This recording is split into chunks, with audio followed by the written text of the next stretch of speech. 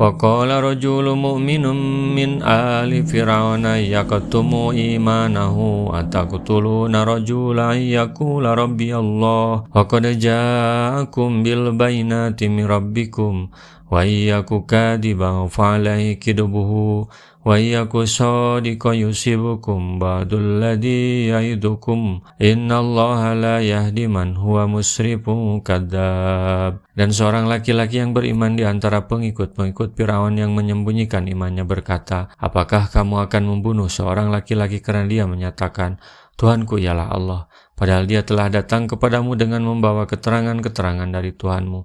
Dan jika ia seorang pendusta, maka dialah yang menanggung dosa dustanya itu. Dan jika ia seorang yang benar, niscaya sebagian bencana yang diancamkannya kepadamu akan menimpamu. Sesungguhnya Allah tidak menunjuki orang-orang yang melampaui batas lagi pendusta. Lelaki ini menyembunyikan imannya dari mata kaumnya, bangsa Egypt.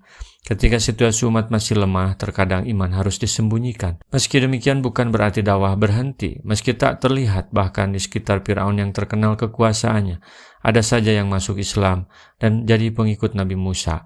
Orang-orang tidak mengetahui bahwa ia telah menjadi al-mu'min. Tetapi ketika sesama mukmin terutama Nabi Musa diancam akan dibunuh, ia marah dan membela.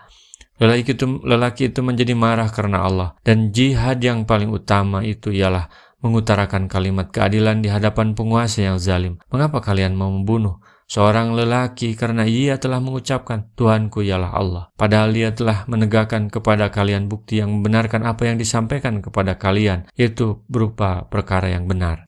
Jika tidak terbukti kebenaran dari apa yang disampaikannya kepada kalian, berarti dari pendapatnya sendiri secara murni, dan sikap yang terbaik dalam menghadapinya ialah membiarkannya sendirian bersama dengan pendapatnya itu.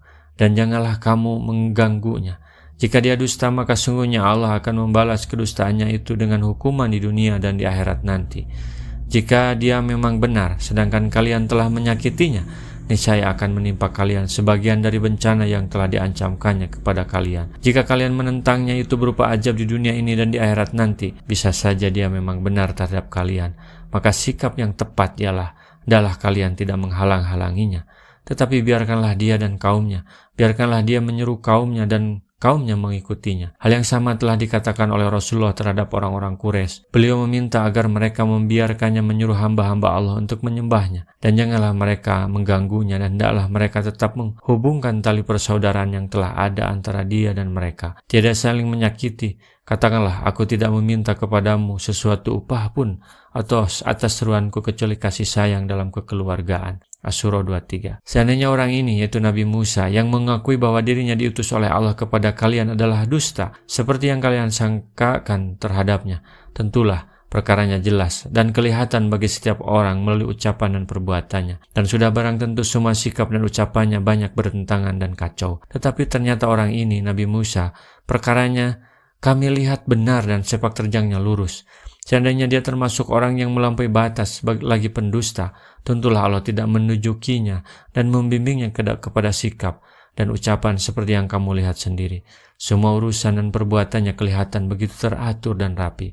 Laki-laki yang beriman dari kalangan keluarga Firaun itu melanjutkan perkataannya, seraya memperingatkan kaumnya akan lenyapnya nikmat Allah yang telah diberikan kepada mereka dan datangnya azab Allah atas mereka. Ya qaumi lakumul mulkul yawmal dhahirina fil ardi faman yansuruna min basillah in ja'ana qala fir'auna ma urikum ila ma ara wa ma ahdikum ila sabilar rasad. Hei kaumku, untuk mulah kerajaan pada hari ini dengan berkuasa di muka bumi, siapakah yang akan menolong kita dari azab Allah jika azab itu menimpa kita? Fir'aun berkata, aku tidak mengemukakan kepadamu melainkan apa yang aku pandang baik, dan aku tiada menunjukkan kepadamu selain jalan yang benar. Sesungguhnya Allah telah memberikan nikmat kepada kalian dengan kerajaan ini dan kekuasaan di muka bumi, pengaruh yang luas dan kedudukan yang tinggi. Maka peliharalah nikmat ini dengan bersyukur kepada Allah dan membenarkan utusannya, dan takutlah kepada azab Allah jika kalian mendustakan utusannya. Tiada gunanya bagi kalian bala tentara kalian yang banyak ini, dan tiada sesuatu pun yang dapat menyelamatkan kita dari azab Allah jika dia menghendaki keburukan bagi kita. Firaun berkata kepada kaumnya, menjawab saran yang dikemukakan oleh laki-laki mukmin yang saleh lagi berbakti, yang sebenarnya dialah yang lebih berhak untuk menjadi raja Mesir daripada Firaun. Tiada lain yang kukatakan kepada kalian hanyalah sebagai saran dariku menurut pandangan terbaikku. Padahal dustalah Firaun itu, karena ternyata Musa alaihissalam itu benar sebagai utusan Allah yang diperintahkan untuk menyampaikan risalahnya. Firaun dusta dalam kata-katanya. Ia memutarbalikan kenyataan dan hianat terhadap Allah dan utusannya, juga terhadap rakyatnya. Dia menipu mereka dan bukan mengharapkan kebaikan bagi mereka. Firaun berkata bahwa tiadalah yang aku serukan kepadamu melainkan jalan kebenaran. Padahal apa yang dikatakan itu dusta, sekalipun kaumnya menaati dan mengikutinya. Ma min imamin yamutu yauma yamutu wa huwa ghasun li ra'iyatihi ila lam yarhi raihatal jannah wa inna rihahal la yujadu mimasirati homsi mi'ati amin. Tidak sekali-kali seorang pemimpin meninggal dunia sedangkan ia dalam keadaan menipu rakyatnya di hari kematiannya, melainkan ia terdapat mencium baunya surga. Dan sungguhnya baunya surga itu benar-benar dapat tercium dari jarak perjalanan 500 tahun. Diriwayatkan oleh Ibnu Katsir. Rasulullah SAW bersabda, baligu anni walau ayatan, sampaikan dariku meskipun satu ayat. Mari kita sebarkan jalan kebahagiaan dengan like, share, dan subscribe channel ini.